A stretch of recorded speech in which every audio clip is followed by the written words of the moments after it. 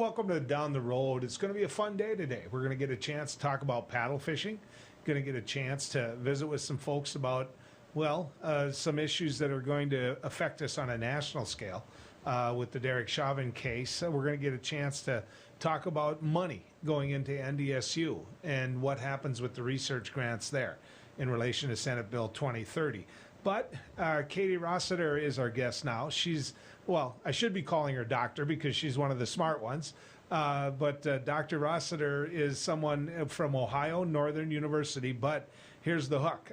She worked for the Census for a decade and now works on redistricting. So she can explain better than anybody I know just exactly what's going on out there. So, Dr. Rossiter, good to have you coming down the road with us. Appreciate it.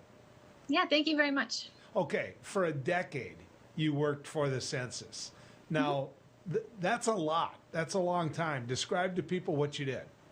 Sure. So I worked for the geography section of the Census Bureau, which actually hires quite a few geographers to make sure that we have the boundaries right for taking a census and then the boundaries right for giving data back to the people after the census is over. So I worked before and after the 2010 census, making sure our geography was good and ready to go. And we took the census in a nice, organized, systematic way to make sure we could check off all those houses. Now, when people think of the census, when I think of the census, I think, you know what, it matters. It counts, so I've got the time for it. I don't know if it's called a long form or whatever, but I was one of those individuals that sat down and visited with the census taker for a long time, down to salaries, down to everything, things that people might feel uncomfortable giving in their personal life. I wasn't. I knew it might help my home state by giving some of that data out.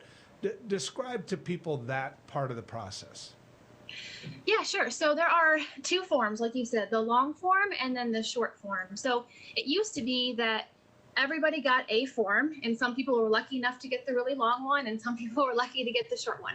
For the past 2 decades, though, everyone during the actual census got the short form. So it was just 10 questions, nothing about income, education, or number of toilets in your house or anything like that. It was just your basic count and some race, ethnicity, age, sex kind of information. But the Census Bureau is still running the American Community Survey at the same time. And that is now what the long form is. So there are, hundreds of thousands of households every month that are lucky enough to get that long form that do ask those more detailed questions. But both decennial census numbers and American Community Survey numbers turn to dollars for your community or your county or your state. There are federal programs that are based on data collected from both that make sure that the right funds are divvied up among the right places based on the answers to your questions. So the American, we're not just going to focus on what I did, but the American community numbers that went in were still part of the overall information that the census bases its information on. In other words, it wasn't just polling data. Correct. Yeah, we actually got information that you responded to, that people filled in, and yes, all that goes into it. The American Community Survey data is just more updated more often than a decennial census, and much more detailed data. Okay. I realize that now you're working on redistricting, and we'll get to there in just a second, but in terms of getting the information in a COVID year, you still have friends, you have people that are doing all of this. How hard is it in a COVID year to get that type of information? Yeah, I can only imagine that it must have been difficult. I know the collection, the door-to-door stuff ended up being late because trying to figure out the protocols and how you were going to navigate going to someone's house, but yet still worrying about masks and not making people feel uncomfortable by being close, trying to navigate how all that works. People being uncomfortable answering their door, not knowing who is standing there. The majority of people did answer by mail or by the internet, which of course you don't have to worry so much about COVID for those things, but there's still a large section of the population that didn't. And so that's when you had to follow up in person to get that information. And I can imagine that it's difficult in a normal year. So this had to make it much, much more difficult. So in terms of doing that, the face-to-face, Is that the norm? It is in this electronic world that we live in now. Is the census getting away from ringing doorbells and knocking on doors? They're trying to. It saves a lot of money if they don't have to knock on doors. That is the part that costs a lot. But there's still a responsibility to count everyone. And if going to the door is the only way to get that person to say how many people are living in the house, then Census will have to continue to do that. They are trying to make it easier with the internet, being able to respond via the internet, trying to make it easier with sort of some administrative records and stuff like that. But I don't see that whole part going away completely for a while. But hopefully it just gets reduced every decade, so it just saves some money. So how hard is it? How hard is it to get people to answer the door, to respond? I mean, in New York, they're going to lose a congressional seat over 80 people, or close to 90 people, I should say. If they had 90 more people, they wouldn't have lost a congressional district. And so it matters. It matters a lot. And yet I'm not convinced that people take it as serious as what they should. So a better way of asking this, what percentage do you think and the folks at the census believe don't get counted? Yeah, I honestly don't have that percentage for you. I do think that Census has in their procedures a lot to try to get that count from people that don't want to answer it. But they do also have a separate sort of QC process as well. So I think about a year from now, Census will release more detailed information about how they think they did. If they overcounted in some areas or undercounted in other areas, based on responses, based on the procedures that were put in place and how well they worked. Well, I will tell you this, as someone who did the long form, I grew up with 5 sisters and a mother. Okay, so that's 6 people in I think it was a 1,200 square foot home with 1 bathroom. So if people think that your life is better with 4 bathrooms in your house, it is. So if that's an indicator that this has changed, I think it was a valid question. Now the big thing is why only one of those is mine. So that's a big part of it. I want to talk about, and you can see on some of these charts, I want to focus on the population growth, that coming in as data from the census. When you look at some of the areas that grew, you look at areas where you kind of question it. I mean, where I'm at. I'm in North Dakota, and we've got an oil patch that exploded. We really do. But I think some of those numbers probably grew in towns like Fargo and Bismarck as well, and they're not necessarily in the oil patch. So is there something that when you look at the states that grew that tells you, okay, this is what's going on in America, this is the trend? Yeah, I think, we've been talking about how people in general moving west and south, whether it's for economic reasons or climate reasons or, having more space, stuff like that. I think that's reflected in the numbers with Texas growing so much. Interesting that California, however, is losing a seat. So seeing how that shift takes place, I think is really interesting. And what we've been seeing over the past few decades, and what we're seeing yet again. The population in North Dakota, whether or not it's a temporary boom and whether or not it sticks around, whether or not people have refocused to a larger city nearby, I think some of those trends can come out with those numbers as well. How big of a factor do jobs play in it? I mean, we can talk about climate, west and south, and, when we're in North Dakota, we know what it's like to be 30 below. I mean, we do. We know what it's like to drive on a lake like I did. I live by a little lake, and I went ice fishing this winter, and, the lake's got 20-some inches of ice on it. So I'm not trying to portray us as being the Sun Belt in any way, shape, or form. And we grew population. But how big of a factor is weather? I think it's a factor for our older population that aren't, interested in the job market anymore. And we have, that older population is growing in numbers because especially relative to other populations in the United States, because we're not having as many babies as we used to. And we are living older than we used to for, a number of reasons there. I think jobs, though, is really key. I've moved every time because of the job, regardless of the location or the climate, for better or for worse. And we see more opportunities popping up where you have more people, where it might be less expensive to live, where you might get more space. And I think COVID has really kind of brought that out as well. You see people leaving New York City because they don't have to commute to work anymore, because they can work out of their house. So why not, if this is your thing, why not move to an area where you can have a backyard and that kind of thing? One of the things that came out in today's news was the fact that America's population as a whole is going down. That the rate we're headed to, we will not be able to keep the population numbers we have. And so how big of a factor is that? Because I went to a seminar once where the individual said, look, we're reaching where China is. And everybody thinks about China, they think about too many people. Well, that's not necessarily the case, because with China, you have you can have one child. And most of the people wanted that child to be male. They wanted it to be a boy. And so they really set themselves up for not being able to continue with the workforce they might need or want.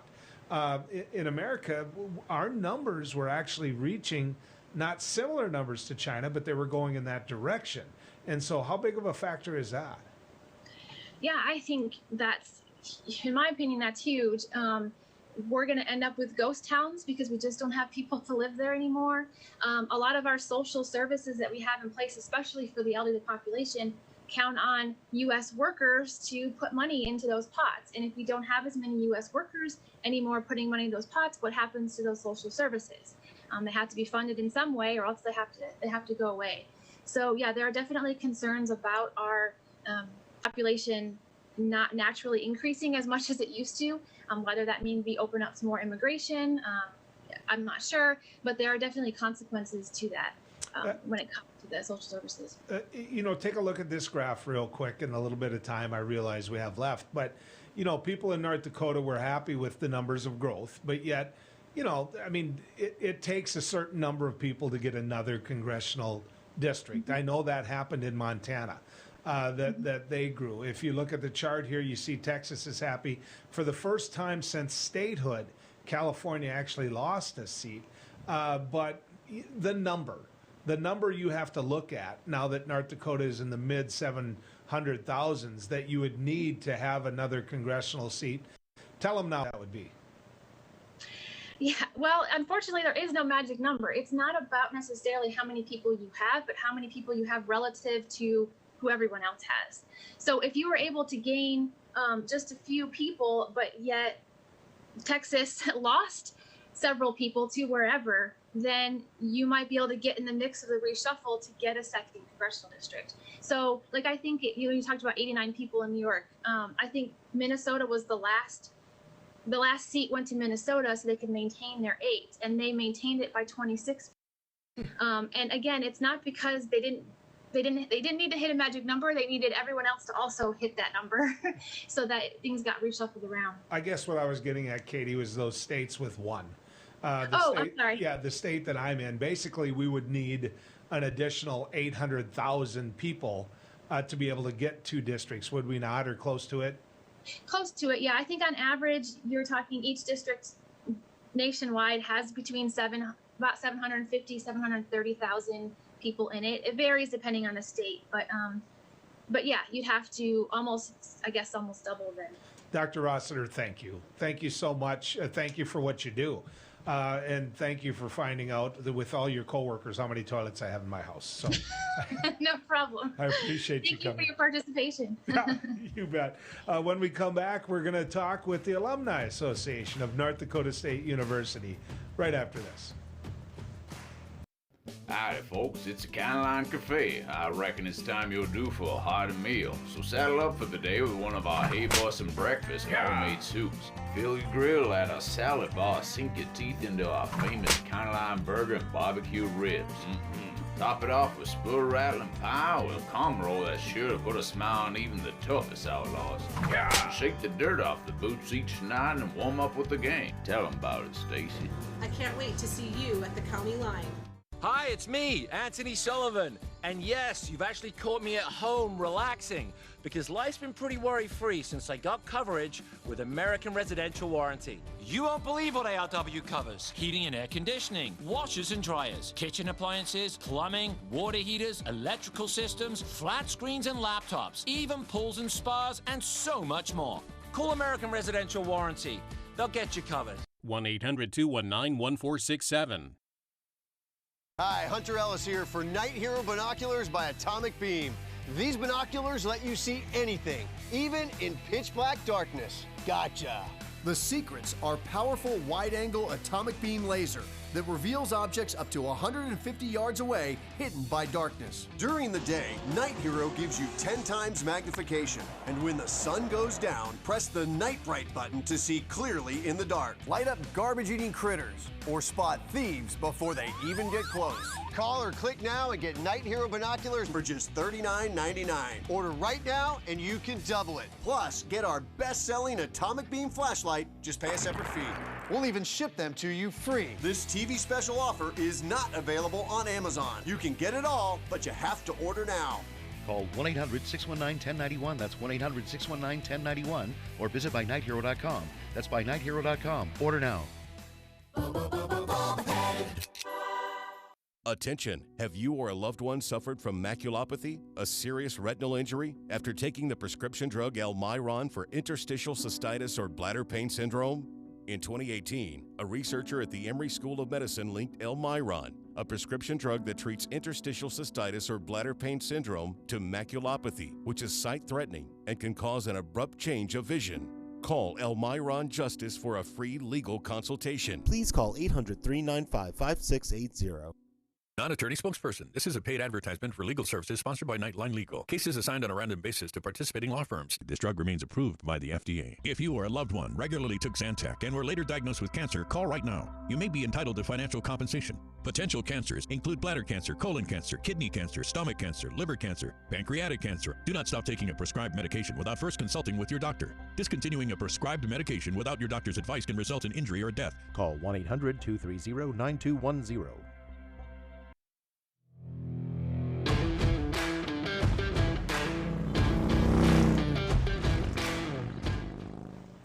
North Dakota State University put out a goal of raising over $400 million. $400 million that they could use on campus through the Alumni Association.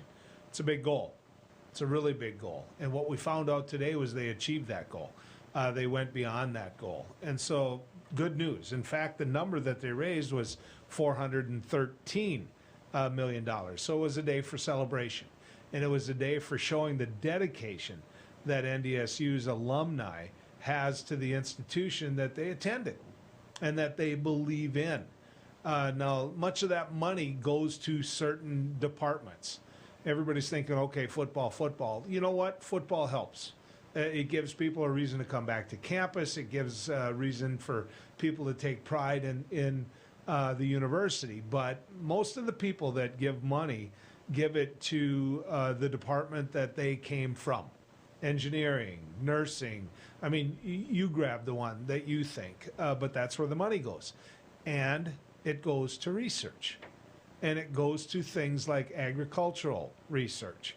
Well, I've been telling you about Senate Bill 2030. It's a bill that was hijacked that has the challenge grant money in it.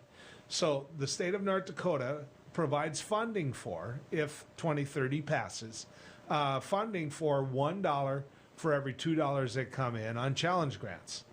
Ag, for example, if you're looking at certain genetically modified seeds, well, something to take a look at. If you're looking at being able to expand potatoes, well, something to look at. Those can be challenge grants that have come in. 2030 was a bill that was hijacked by Yana Myrdal. Yana Myrdal, Kathy Scross, Sebastian Ertl, people like that.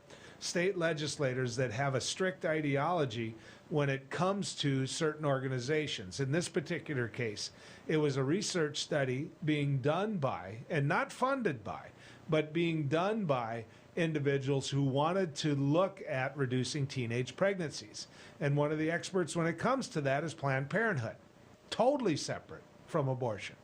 totally separate from the issue of abortion. How do we stop kids from getting pregnant in the first place? So that's what the study was. These legislators hijacked the challenge grant whole process because of their ideology. Now, John Glover from the North Dakota State University's alumni office came on with me, and he came on to celebrate that $413 million on my radio show. But I had to ask him the question. And I had to ask him this question. Take a listen to this. Now, I'm going to hit you with something. You're going to say, Heitkamp, I didn't come to talk to you about that. But I've been talking about Senate Bill 2030 and what this can do to a campus like yours. Jana Myrdal and Kathy Skroz of the world placed in that bill an amendment that really took away the power of research institutions to be able to be seen nationally as though they're doing research in a good and honest way. And so there's many of us that are saying, Governor, you got to veto 2030. But if he vetoes it, the challenge grant match goes away, which means the challenge grants go away. So here's my question for you. How much money will that cost NDSU? $5 million. You lose $5 million. And that's one campus, $5 million gone to the state of North Dakota. Right. So the other, if you look at all 11 institutions, is the bill in its current form, the total pot is about $11 million. So it's a $33 million hit to philanthropy in the state of North Dakota when you calculate everybody into the mix for the next 2 years. And there has to be that match, or you're not going to get the challenge grant. Well, there's, yeah, that's exactly right. Right. And so the state gets it. For every buck they put in, you get $2 back. So now you're up to $3 for that research, and nationally you're recognized as one of those research institutions that you go to for much of your research. How, for example, John, would this affect ag? If I'm sitting there and somebody comes in and says, look, you know, there's a new genetic here. I need you to take a look at that NDSU. Here's a challenge grant for you. Would this go and affect that area? Well, it certainly can. So one of the ways that challenge grant dollars can be put to use is to match a donor who is interested in supporting research in a particular area that they care a lot about. Agriculture is absolutely one of those areas at NDSU where we have had philanthropy make a major difference and have leveraged the challenge grant program in the past to support research in agriculture. Potatoes, all of our commodities, and I can't overstate how important this program has been to partner with external benefactors who care about these things and want to see the industry of agriculture continue to move forward and make a difference in our world. And we have taken advantage of this program just in that one area. And this applies to so many other areas on campus as well. So this is a big deal. To this point, I would make the comment that in our campaign, the challenge grant has been responsible for $21 million. $21 million put at risk here, just simply because of one person's strict ideology when she actually didn't. This is me now commenting, not you, that she didn't even understand what the research itself was trying to do. And that's what happened in Bismarck. That's what happened in Bismarck. It's sitting on Governor Burgum's desk. I don't know whether he's going to veto it, whether or not he's going to sign it. My assumption is he would have signed it by now if he was going to sign it. But we're talking about that much money lost to the state. And certainly the reputation as research facilities, research institutions, if he does sign it and makes it a law, certainly the reputation as research institutions goes downhill big time. That's what happened. All right. In other words, 2030, I'm not convinced that the best thing you could do is just buy your time for 2 years and say, look, we can't ever let this happen again. Well, I mean, you just heard the numbers, right? $5 million this year. In that campaign that they had that brought $413 million into North Dakota State University, of that $21 million was brought in for challenge grants. Add that on, take it times 2, do whatever you want, do the math. We're going to lose that. The governor could sign the bill. and some of these grants would happen. But I will guarantee you this. The eyes of the nation are going to look at NDSU and the state of North Dakota when it comes to these challenge grants. And they're going to say, why would we invest in research where the legislator gets to decide the results of that research? It's that foolish, ladies and gentlemen. And Doug Burgum, the governor of North Dakota, is put into a box. And he's going to have to make a decision, and he's going to have to make it pretty quick. When we come back, there's been an appeal in the Derek Chauvin case. We're going to visit with one of the top defense attorneys in the area, Scott Brand, right after this. Hey everybody, I'm Doug Billings, your host of The Right Side with Doug Billings on Beck News. We bring you high-profile guests, ladies and gentlemen, exclusive guests. Now, you're not going to see these guests in most of the mainstream media outlets. Another thing that I do here is give guests a platform to speak freely. You're not going to see me censor anybody. Please join us, won't you? Weeknights right here on Beck TV and online at beck.news. Cheers. Hello, I'm Mike Lindell, and as you know, my passion is to help each and every one of you get the best sleep of your life. That's why I created my new Giza Dreams bed sheets. The first night you sleep on my sheets, you'll never want to sleep on anything else. Go to MyPillow.com or call the number on your screen right now to get your very own MyPillow Giza Dream sheets. When you buy one set of sheets, you'll get another set absolutely free. For the best night's sleep in the whole wide world, visit MyPillow.com. Introducing the Cool Turtle, the ultra-comfortable mask enhancer that creates a protective, cool, and breathable space between your mask and your face. Simply slide under any mask or gaiter and immediately feel the refreshing pocket of air surrounding your face. Cool Turtle's ergonomically designed, soft, comfortable shell immediately reduces mask friction, allowing you to breathe and talk in a comfortable environment. I can actually breathe. With the Cool Turtle, no more sweating. It's like I don't even have a mask on. Call now and get not one, not two, but 3 Cool Turtles for just $10. Order now and we'll send you 2 more Cool Turtles free. No fees, absolutely free. Plus, you can get a 10-pack of 4-ply face masks. Just pay a separate fee. This offer is not available on Amazon. Get the real Cool Turtle now. Call 1-800-270-1219. That's 1-800-270-1219. Or visit getcoolturtle.com. Order now.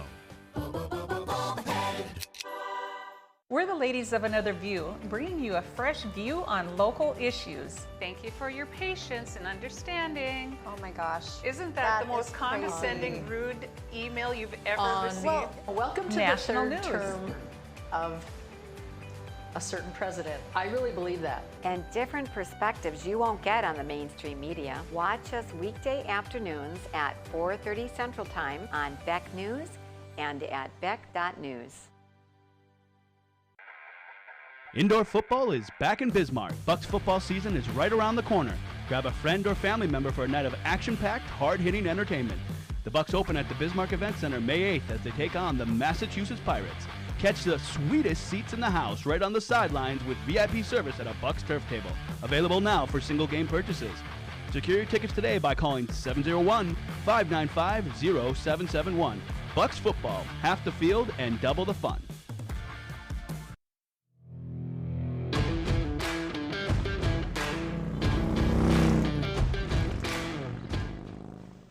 It's not any big surprise that the defense, when it comes to Derek Chauvin and what happened in the murder of George Floyd, which we now know has been ruled a murder or murder conviction, it's not any big surprise that defense is going to make an argument that things weren't fair. That you know, we can use the word appeal. We'll find out what word we're going to use in just a little bit, but they're already filing documents that say, look, we got a problem. Well, one of the top defense attorneys I know is Scott Brand with Nelson Brand Law Firm. I want to bring him in. Scott, good to have you coming down the road with us. Thanks for having me, Joel. So what is the defense saying? What is their motion? It's a 4-page motion that we have here, and essentially what they're asking the district court, so the judge who oversaw the trial, they're saying, hey, we've got some mistakes here, and maybe what we should do is we should just have a new trial. And they throw everything in here, including the kitchen sink, for saying that they need a new trial, essentially. So this Give is the me first examples. Give me. You've got the document in front of you. So what are they mad about? They start off by saying the court should have changed the venue because they had it right there in Minneapolis. They said it's overly prejudicial. They said there was too much publicity and the court didn't do enough essentially to control that when it comes to influencing the jurors. They talked about this a little bit during the deliberations. Right, there wasn't enough sequestration.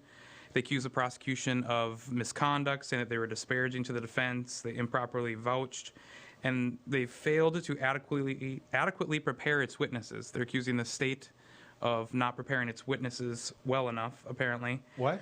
Okay, that one jumps out at me because the state won.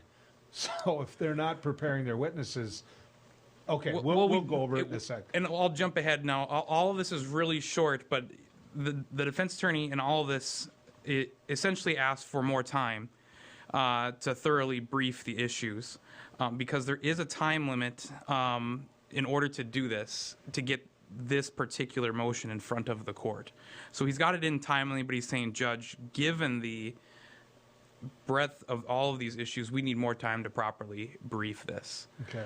Wouldn't surprise me if the court grants that, but then ultimately it won't surprise me at all if the court denies the overall motion. He's asking for an entirely new trial. And he's saying all of these things, and we've only listed a few of them, there's more, all of these things need to be addressed to make sure that Mr. Chauvin has a fair trial. So is there anything in there that if you were the defense attorney for Derek Chauvin that you'd look at and say, this makes sense, I agree with him? To be fair, Joe, I didn't pay attention to the entire trial, but I mean, I had a motion for a trial that I had to change venue because when we talked to the jurors, everyone knew about the case. And I was like, there's no way my client's going to get a fair trial here. And I did end up losing that motion. They said, you have to go through the process first. So it'll be really interesting to see if we get information back from those jurors that say, yes, I was heavily influenced by what I saw on TV. I was scared what would happen if we came back. I think that could be something that could be really game-changing for the defense team. There also was discussion about is something as, I don't know if it's as small as or as big as an indicator of a T-shirt that one of the jurors was wearing, where the T-shirt made reference to and basically showing a bias, if you will, of George Floyd and that side of it. And so I know that arguments are being made and information is being looked at. I don't want to discount that, but as minuscule as that. And so can the defense just throw anything at the fan and just hope something sticks here? Well, I think you have to, because the consequences of your client coming back with this guilty and having it stick is going to be lifelong. And if you can have the opportunity to get your client out of this guilty verdict, at least get him another bite at the apple for another jury trial, you've got to take every action you can. And that's why you see these appeals oftentimes go on potentially for years. You said that, you know, the motion itself you don't think the judge would grant. But correct. I'm not wanting to make sure that I also understand you think that some of these things will happen. How does one happen without the motion itself happening? Well, what I was saying is the defense said if we're going to have the new trial, you need to fix these mistakes that you made in the old trial. Okay. So none of this stuff is necessarily going to happen unless they win. But what they're asking the district court to do here is say that he abused his discretion, which is really saying, Judge, you made a big mistake here. And I wrote some notes down. That means like the judge had to make a plain error or a clearly erroneous findings of fact or made a clear error of law. And just knowing, let's throw the law out for a second. Let's just human to human. It's not very easy when someone comes up to you and says, hey, Joel, you know, you made a really big mistake, you know, and especially for those of us who are married, you might really want to dig your heels and say, no, honey, you're wrong. And I think put that in the legal context, I think that's what's going to end up happening here. Well, and there were some of us, though, that were surprised that there wasn't a change of venue, that when what we ended up with was another incident that was high profile, you know, right, just a couple miles away, that, you know, he didn't sequester the jury. Is that the norm? Did those two things surprise you? that he didn't move this trial out of the Twin Cities and that he didn't sequester the jury when all that news got out? I think it's very rare to win a venue change. Like I said, I brought this a motion like that previously and lost that. I ended up winning that case on completely other grounds, you know, and that's another reason the defense attorney is trying all these different avenues, because you never know exactly what's going to stick. And if you can get one to stick, you can get your client, you know, off and back to living his life. As to the sequestration issue, it can go really either way, but the way that the law is written, the appellate court, when they get to see it, not if, when they get to see it, has to be highly deferential to the district court. So again, did he make a very clear mistake in law? Did he make a very clear or erroneous finding of fact? And it's a really high burden. It's the opposite of the burden, like, for example, it's called de novo, which means of the new, where the appellate court gets to review everything with fresh eyes, and then they can decide from there. This is a highly deferential standard to the district court. If part of your argument is that in the case of a juror, for example, that juror had a bias, that juror didn't disclose this or that, doesn't that fall back on the attorney themselves? It's their job to root out who that person is. Right, so you try and do the best you can during the voir dire process to root those people out. But there are people with agendas all over the place trying to do things, and sometimes we've got good actors out there, you know. They might not be in Hollywood, they might just be right in your jury. So if it ends up coming out that someone came into this with an agenda, it could really shift things. I mean, there was a whole movie on it, right? Remember Runaway Jury, I think it was called? Yep. That was a great movie, but I mean, and I don't think it ever really happens like that, but to pretend that people don't walk into a jury box with their own preconceived notions and biases is somewhat of a fallacy. So when you look at the Chauvin case and you look at some of the arguments that they're making there, do you believe there'll be a new trial? Not from this motion. Obviously, we know your opinion on that. But do you think there'll be a new trial? If there is a new trial, it would be some pretty groundbreaking news, obviously, not just because of the drama, but because of what it takes to get there. It's a very, very hard motion to win. Again, because of the discretion that the district court is given, the appellate court's going to have to come back and say, this guy really made a mistake.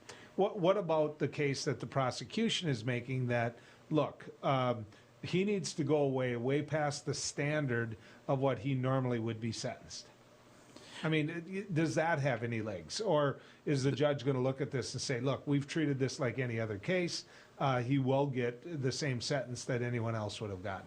Well, in Minnesota, they're bound very loosely to sentencing guidelines. And I hesitate to use the word bound now that I've said it, but it's a thing that you can look at to decide what is the range that this person should get for a sentence. But we know that not everyone can fit perfectly into a category. So there are enhancements that the prosecution is asking for that the judge can consider. Hopefully, he'll be able to look at cases somewhere around the nation, or maybe not necessarily police and citizen involvement, where such a case has happened, and he can compare, you know, and he can hopefully have an apples-to-apples contrast. But regardless of what he decides, I'm sure if there's an enhancement, the defense is going to add that to their list of appellate motions. Yeah. Thank you, Scott. Appreciate it. You bet, Joel. Scott Brand, ladies and gentlemen, with Nelson Brand. When we come back, Doug Lear's going to join us. Most of you know that name. You know who he is. Get a chance to talk a little outdoors right here as we go down the road. Hello, I'm Mike Lindell, and as you know, my passion is to help each and every one of you get the best sleep of your life. That's why I created my new Geese Dreams bed sheets. I started by using the world's best cotton called Geese. It's only grown in a region between the Sahara Desert, the Mediterranean Sea, and the Nile River. It's ultra soft and breathable, but extremely durable. My Geese sheets also include full 21-inch wide pillowcases that will fit over any pillow, and deep pocket sheets that will fit over any mattress. The first night you sleep on my sheets, you'll never want to sleep on anything else. Go to MyPillow.com or call the number on your screen right now to get your very own MyPillow Geese Dream Sheets. Geese Dream Sheets are available in a variety of colors. Use your promo code, and for a limited time, when you buy one set of sheets, you'll get another set absolutely free. For the best night's sleep in the whole wide world, visit MyPillow.com. Non-attorney spokesperson. This is a paid advertisement for legal services sponsored by Nightline Legal. Cases assigned on a random basis to participating law firms. This drug remains approved by the FDA. If you or a loved one regularly took Zantac and were later diagnosed with cancer, call right now. You may be entitled to financial compensation. Potential cancers include bladder cancer, colon cancer, kidney cancer, stomach cancer, liver cancer, pancreatic cancer. Do not stop taking a prescribed medication without first consulting with your doctor. Discontinuing a prescribed medication without your doctor's advice can result in injury or death. Call 1-800-230-9210. Seniors, are you aware that you could pay less for your car insurance? Seniors can save money on their car insurance. You might save a little, you might save a lot. Maybe hundreds of dollars a year. You might save 5% a year, maybe 10%, 15%, or even more. That's a lot of money. So call right now and find out just how much money you might be able to save. 1-800-699-0761. 1-800-699-0761. Hi, it's me, Anthony Sullivan. And yes, you've actually caught me at home relaxing because life's been pretty worry-free since I got coverage with American Residential Warranty. You won't believe what ARW covers. Heating and air conditioning, washers and dryers, kitchen appliances, plumbing, water heaters, electrical systems, flat screens and laptops, even pools and spas, and so much more. Call American Residential Warranty. They'll get you covered. 1-800-219-1467. Watch No Filter with me, Debbie Schlussel, for no-nonsense, unfiltered analysis of the news that matters to you. You'll see engaging guests. It began a 444-day nightmare. Entertaining analysis. And it has everything to do with something that happened in history. And honest movie reviews. Trust me, this is just atrocious. No Filter with Debbie, weeknights at 10 p.m. Central on Beck News and online at beck.news.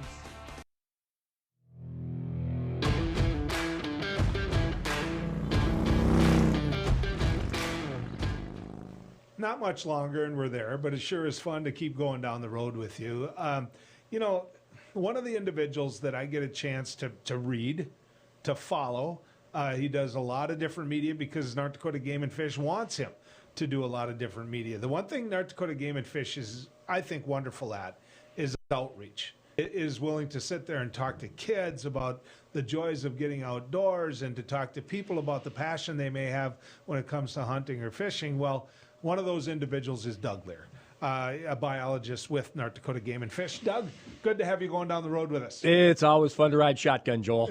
You know Not necessarily with you, but it's always fun to ride shotgun. You know that, right? Can I tell you this? You know, it wasn't a bad year out there. Got No. some pheasant shot, got my deer tag filled, and just you're probably mad that I'm sending pictures of my crappies and walleye to you, but I'm catching a couple fish. You know, it's interesting when you let in and you talk about how Game and Fish in North Dakota tries to get out to the hunters and the farmers and the ranchers. Actually, just a couple of weeks ago, we had our advisory board meetings where 8 different nights across North Dakota, from Williston to Hankinson, Game and Fish Director, Wildlife Chief, from Terry Steinwad to Jeb Williams, Greg Power, Scott Peterson, did exactly what you're saying. Is we went to Cullum and we sat down and we listened to the hunters, the anglers, the farmers, and the ranchers to hear what was going on out there. And it's like, you know, you can learn a heck of a lot more at the gas station and the watering hole and the cafe than you can sitting behind some computers. So I appreciate you bringing that up, and we really believe firmly the more we can do things like this with you, the better off our hunters, anglers, farmers, ranchers, landers, the better off North Dakota is, Joel. And I will tell you this as well. Take it as a compliment it's meant to be. When you get your butt chewed, you listen. And some of those meetings are going to be people mad in the meetings or upset about a policy or this and that. And you can't learn from it if you don't know it. You're right. On the backside of a legislative session with the advisory board meetings, and we look at, like you said, is the pictures that we're seeing in the comments. These are pretty good times for hunting and fishing. We've said that for fishing, that we've been living in the good old days, quite frankly. And I've watched your show with Greg Power, and everybody's got smiles on their faces. But the same thing, you know, with the farmers and the ranchers. Even though the commodity prices might be up, the drought across the prairie for fishing, for deer, and for pheasants is a concern as well. So we take that all into consideration. But where we sit right now, the outdoors in North Dakota, I mean, we're in good shape. But that doesn't mean next month or this fall, if we don't get some precipitation out there, our pheasants need it. Our deer need it. We need to have that moisture to get the insects so the pheasants, chicks have something to eat come June. So it's not just, well, what are things looking like population numbers? We had a good winter. The deer came through. The pheasants came through. That's only part of the recipe, Joel. So because of the drought in central North Dakota, and you know it's broader than that, but central North Dakota, when I think of the flyway, I think of central North Dakota. Is that why in eastern North Dakota, you know where I live. Yep. I live down by Hankinson, or south of Hankinson. I saw more geese than I've seen before. More snows and blues went through. And so is that why? Did it drive them east, or is that just part of the trend? And that's part of it. So the weather conditions this spring are going to influence the migration, where the birds go. There was water down there, quite frankly. There was more water in southeastern North Dakota. And as you said, we need moisture everywhere, but still southeastern North Dakota is doing a heck of a lot better than northwestern North Dakota. One of the other things that we hear is the lack of harvest on geese in Canada last fall brought more adult birds coming through the year. And you stop to think about it, Canada was closed. And they get a lot of hunting pressure from the United States. So the population actually was a little less checked when it comes to snow geese. And again, moving forward this spring, I think we've got some positive momentum, but it's really been slowing down, and water is the driving force for the fisheries. It is for the deer. It is for the pheasants and everything else after that, Joel. Is the report of hunting's demise exaggerated? And the reason I ask that is because everybody talks about, well, there's less hunters. There's less people taking to the field. I got to tell you, it's kind of fun. But as somebody who gets out there, I'm seeing hunters. I mean, what are we seeing? Because for you who sell licenses, right, it's got to be pretty easy to track. Yeah, it is. And in North Dakota, we've been a little bit of an island.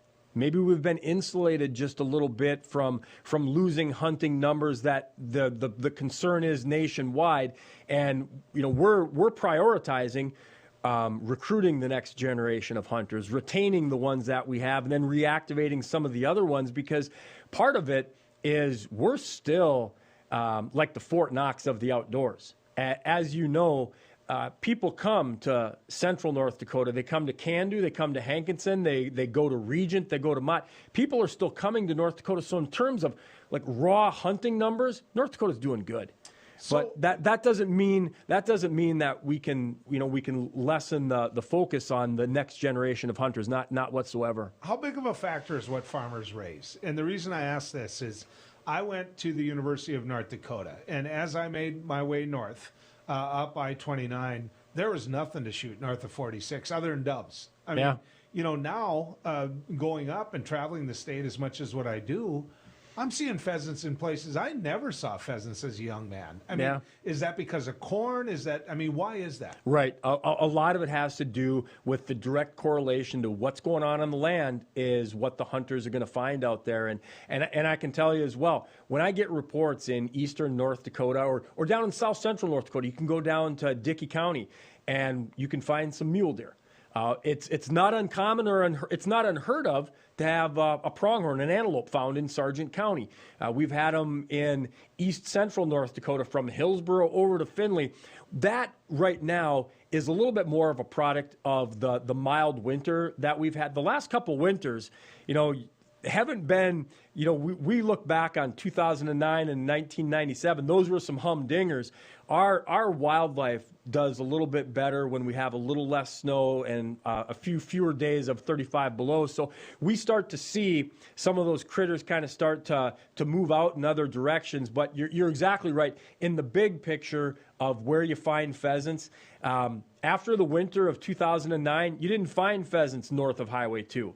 After the winter of 1997, there weren't any pheasants that were really found north of Highway 200. So the combination of what's being produced on the land with some milder winters, it spreads out the opportunity. And we're a better state when people can find a pheasant in every single quarter. It's hard-pressed to find a pheasant in Pembina, but again, the odds are better now than they were a few years back. When you're right, because I'm sitting there, and we're sitting there constantly testing the ice to put out the big fish houses. And that was never the norm. I mean, it was always, hey, it's cold enough. I've got, 10, 15 inches ice, no problem. Get out there. This year was cross your fingers a little bit. Yeah. And you heard it from some folks. Yep. And the big thing, so here, one of the fun things in May, Joel, is where we live, you can talk about football in May, and you can talk about deer hunting in May. Mm-hmm. And our deer season has been set for this year. And the good news is there's going to be more tags available for hunters this year. A little bit of a bump. Actually, we've been adding more tags available for the last 5 to 6 years. We've got a little over 72,000 tags available this year. The application deadline will come up on June 2nd.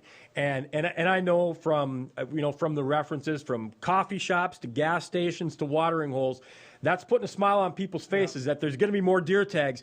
But when we typically get around 100,000 people applying, and we've got a little over 72,000 tags, you don't have to be a math major to realize the demand is still stronger than the supply, but the supply it's creeping in the right direction. It's going the right way, Joel. Doug, keep doing what you're doing. Thanks, Joel. As somebody who loves the outdoors, and tell the men and women you work with, part of the success we're having is because of the management of the resources. So I appreciate it. Yep, thanks for the opportunity. When we come back, we're going to talk about the Donald, whether he's going to be back on Facebook by now.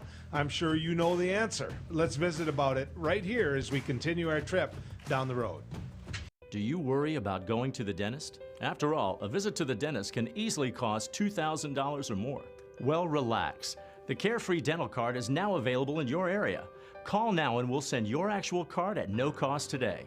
With the Carefree dental card, you go to the dentist whenever you need and you instantly pay a lot less. Activate your card and you can start using it immediately. From exams and cleanings to more expensive procedures like crowns, dentures, even braces, they're all included with the Carefree dental card. Say you go to the dentist today without any card and your bill is, well, ouch. Wait a minute, let's try that again. You go to the dentist today and show your Carefree dental card, you save $525. The Carefree dental card is just $15.95 a month, so call now and make going to the dentist carefree. Call 1-800-416-5739 to receive your Carefree dental card information kit. 1-800-416-5739. Call now. I can't say enough good things about these Nano hearing aids. Real people talking about Nano hearing aids. The hearing quality is great. Until now, hearing aids used to be too expensive for the average person. Until Nano. Call now and you'll get your Nano hearing aids for only $297. You'll save $100. When you buy one hearing aid, Nano will give you a second hearing aid free. Call right now. 1-800-213-3815. Spas, etc. Yeah. You've come to know and trust us for over 18 years with the largest selection and showroom in Western North Dakota for our beautiful Sundance spas. Plus, you can pick out your next home experience with our selection of pool tables, shuffleboards, and fun accessories. Spas, etc. Your relaxation destination on Main and Bismarck.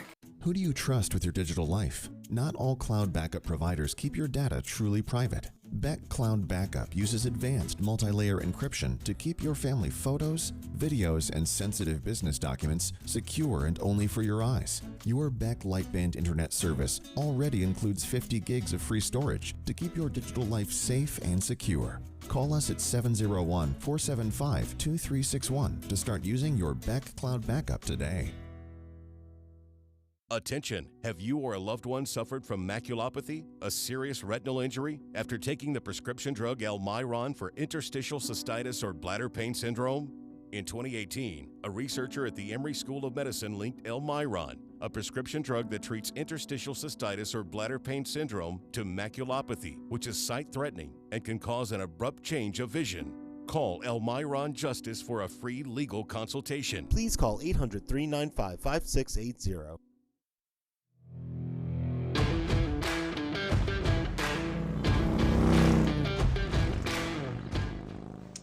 I'm not going to be driving the car tomorrow. Tyler Axness is. He's going to be going down the road with you. But, the one thing that we found out today was that there's a governing committee, whatever, when it comes to Facebook. They make determinations on Facebook. It isn't just made by Zuckerberg, right? It's a group of people that look at whether or not we're being fair, whether or not this individual belongs on Facebook, whether or not they're abusing it, whether or not he's constantly lying. Well, they kicked Donald Trump off Facebook. They did. And that would all happen, and Twitter as well, but that's a whole different product. But they kicked him off after January 6th and the insurrection that happened at the Capitol and the attempted coup. The death threats were there. There were a lot of reasons that when they looked at it, they said, look, we can't continue to let him use our platform, our format here. We just can't. And so they kicked him off. Well, today they reviewed it. And today, as a governing body, they got together and they determined whether or not he could go back on Facebook. He can't. He can't.